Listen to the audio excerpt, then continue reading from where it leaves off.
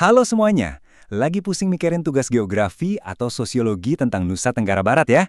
Wah, pas banget kalian mampir ke sini. Sesi explainer kita kali ini emang dibikin khusus buat kalian, para pejuang nilai tugas SMA. Aku janji, kita bakal bedah tuntas soal NTB dengan cara yang cepat, gampang dimengerti, dan pastinya super lengkap.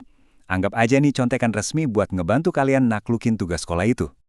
Tabe, nah itu tuh salah satu cara masyarakat lokal di sana buat nyapa dengan sopan. Gimana? Udah siap dapat nilai A buat presentasi NTB kalian? Pasti siap dong. Hari ini kita bakal kupas semuanya sampai tuntas.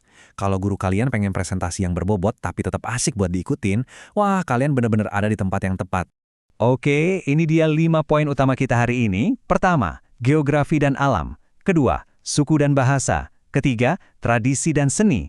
Keempat, ekonomi dan pariwisata. Dan yang kelima, nah ini dia senjata rahasia kita, Formula NTB.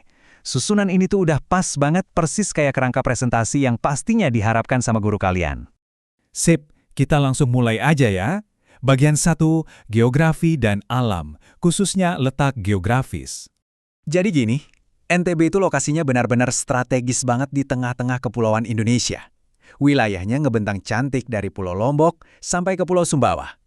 Posisinya tuh nyempil, maksudnya diapit dengan sempurna tepat di antara Bali dan Nusa Tenggara Timur. Nah, karena lokasinya yang super strategis ini, NTB otomatis jadi semacam hub atau pusat perlintasan yang luar biasa banget, baik buat perkembangan budayanya maupun buat sektor pariwisata. Nah, buat urusan topografi dan iklim, ini penting banget buat kalian catat. NTB itu iklimnya tropis, jadi musim kemarau dan hujannya kelihatan jelas banget. Tapi yang bikin takjub adalah keragaman alamnya.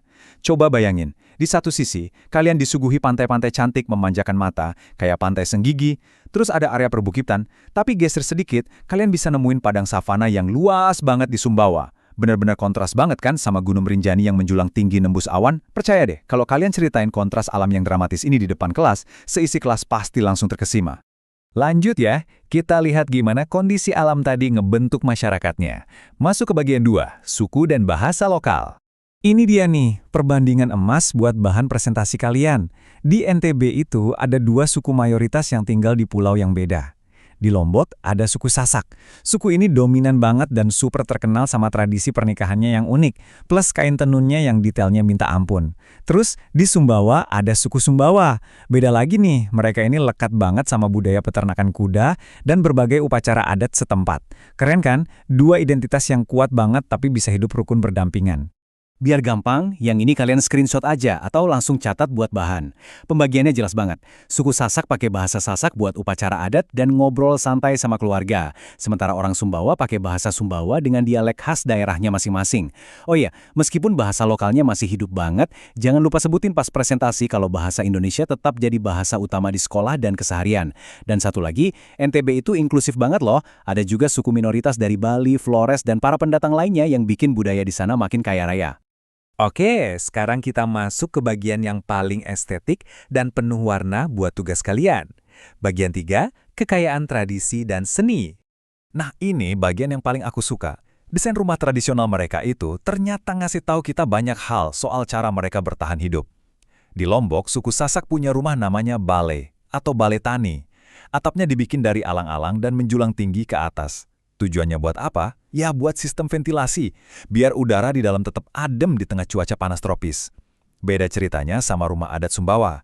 Mereka pakai struktur kayu dengan atap yang lebih rendah. Fungsinya buat ngelindungin penghuninya dari kelembaban ekstra. Jadi, bentuk rumah di sana itu benar-benar kombinasi sempurna antara fungsi sosial dan cara pinter mereka beradaptasi sama iklim. Buat urusan tari-tarian, ini 2 contoh kontras yang wajib banget kalian bahas di slide kalian nanti.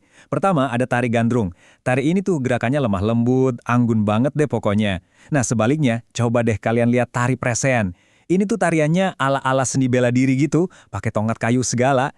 Tari presean ini bener-bener nunjukin keberanian sama ketangkasan fisik pemainnya.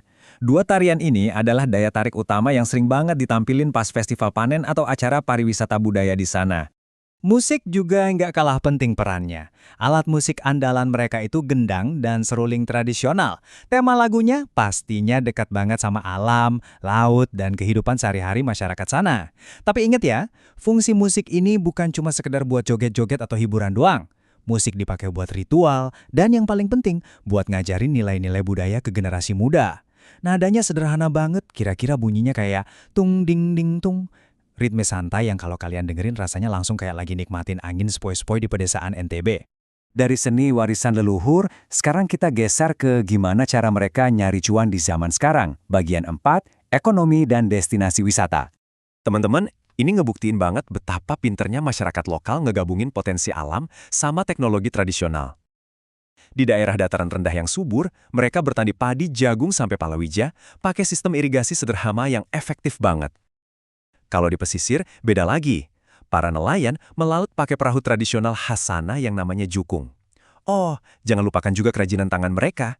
Anyaman dan tenun songket manual itu jadi salah satu sumber pemasukan yang penting banget buat warga lokal. Intinya, ekonomi mereka itu bener-bener berakar kuat dari kearifan lokal. Nah, ini dia bagian yang ditunggu-tunggu. Buat presentasi kalian, jangan sampai kelupaan masukin destinasi wisatanya yang lagi hits banget. Kalian wajib sebutin tempat-tempat ikonik ini. Gunung Rinjani, surganya para pendaki. Ini tuh tempat trekking kelas dunia loh. Terus ada Gili Trawangan buat kalian yang suka snorkeling lihat keindahan bawah laut.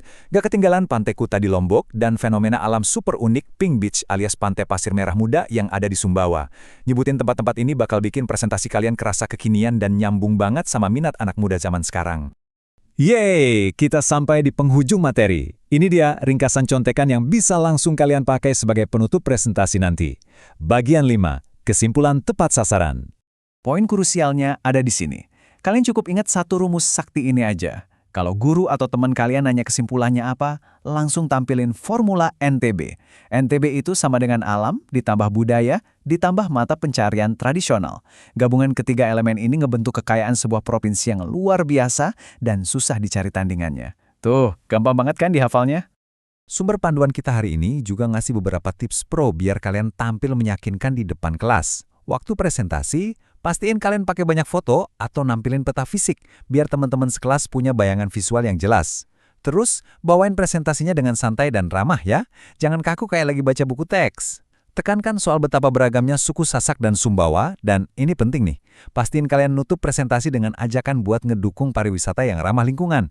Guru mana sih yang nggak lulu denger pesan pelestarian alam kayak gitu? Terakhir banget nih, trik rahasia buat bikin presentasi kalian interaktif dan pastinya dapat nilai plus. Akhiri dengan nanya ke audiens. Kalian lempar aja pertanyaan ini ke kelas.